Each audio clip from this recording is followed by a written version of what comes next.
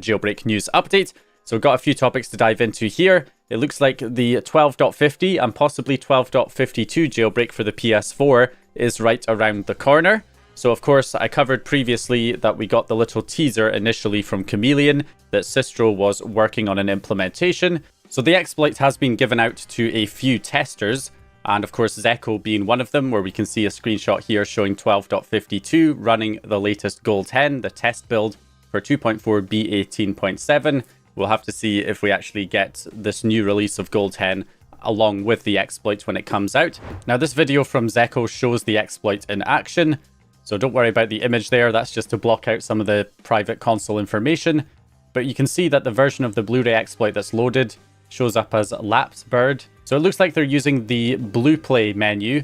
So Bluebird was like a port of Flappy Bird, and there was also Doom as well using Blu-ray Java, where they ported those games to Blu-ray Java, and you could load them on the PS4 and PS5 and, you know, other consoles that supported Blu-ray Java just to play these games when burned to a Blu-ray disc. But it looks like they've co-opted that Blue Play menu to be used to load the exploit, because we can see here that when it runs, we get the menu, which has Doom and Bluebird, but then it also has Gold Hen Lapse and Gold Hen Poopsploit as well. Poopsploit being the new exploit from the flow, and of course Lapse being the old one that only works up to 12.02. So it looks like you have them both built in, so depending on what firmware you're on, you can choose one exploit over the other. And when it loads, we can see it shows current firmware is 12.52. So this exploit is working on 12.50 and 12.52, because there are plenty of other videos from testers showing it running on 12.52. So it looks like it is definitely working up to firmware 12.52 so far. It then runs to completion with successful sandbox escape achieved. And then we get the payload being loaded, which is initially the USB payload.bin found on the USB drive, which it then executes. And then of course, once it does that, it automatically closes the disk player application with that Gold Hen option to auto close the disk player. And then you can see it is then loaded and Gold Hen is in fact running. It should not be long either way until we see this get a full release. Now there was some concern about it being quite unstable, but of course it was being worked on and stability was trying to be improved. So we don't know exactly how stable it's going to be when it releases. I would suspect it may be a little less stable at least than the Lapse exploit, but we won't know until it actually gets fully released, because the developers have been working on trying to improve stability before they actually launch it. Now beyond that, the HackerOne bug bounty program saw an increase on the bounties of $10,000, and we got this screenshot shared by Renoir X23, who says that I should invest more in consoles. And this screenshot shows that PlayStation awarded them a $10,000 bounty for the PlayStation 5, and the rest of the information is blanked out. And the poster also revealed the bug type being browser exploitation. So it is a browser bug and also on firmware 12.0 and below. So that could be certainly interesting if this could be a new WebKit exploit for the PS5 working up to 12.0. That would be a huge development, allowing us to jailbreak up to 12.0 if we could use this.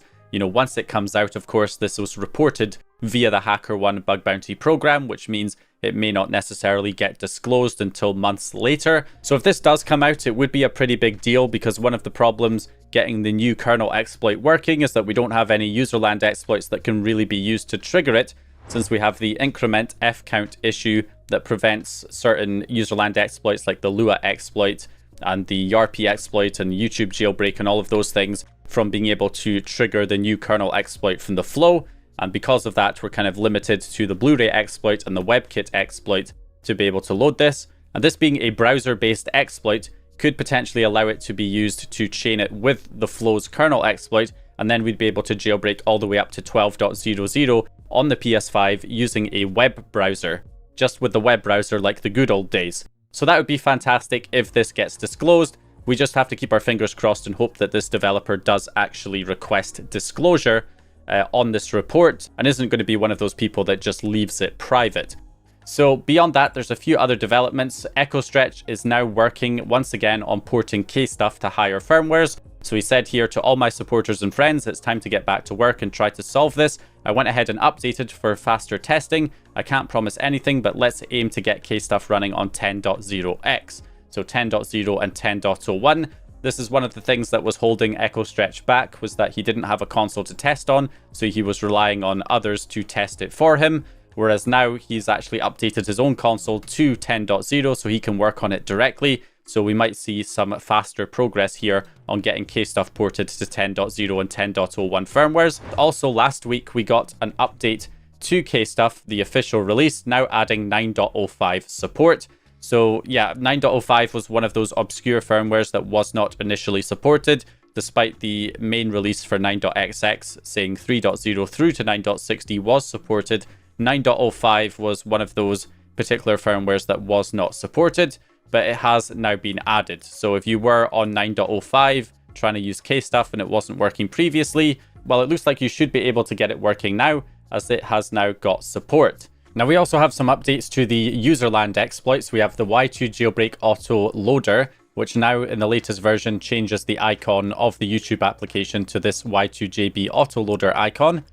And it has had a few updates since we last covered it.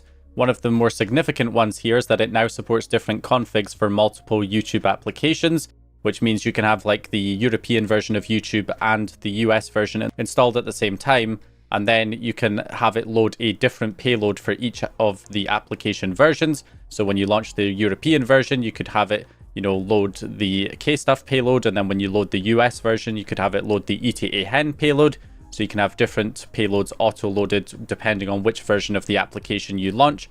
You can also update the ELF loader now as well by adding it into the autoloader folder to get the latest version loaded.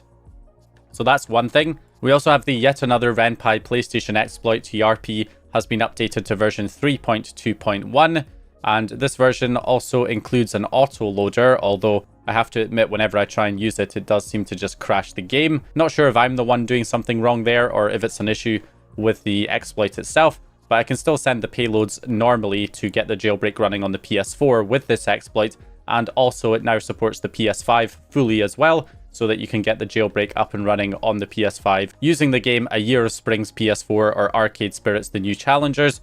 Can be used to run the jailbreak on the PS4 and the PS5 to get it fully up and running. We also got a new version of Victorious X's Blu-ray Jailbreak for the PS5, which of course works up to firmware 7.61, but it's now added different packages to the disk that can be installed through the debug settings, which includes the YouTube application for YouTube Jailbreak, as well as items flow, PS5 Explorer, PS5 temperature, the avatar changer for the PS5, FPKGI, and the homebrew store. So that's now all included on the disk, kind of like the all-in-one Jailbreak ISO I created for the PS4 exploit. This is the same idea with the PS5 version, so it now contains those apps that you can install directly from the debug settings package installer once you have the disk inserted.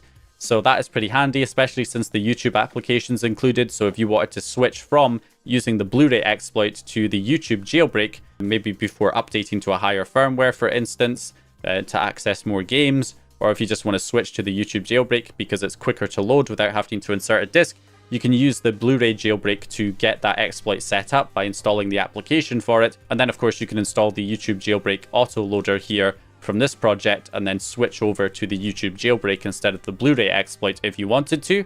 Also from EchoStretch, he's updated the PS5 app dumper with PS4 support now.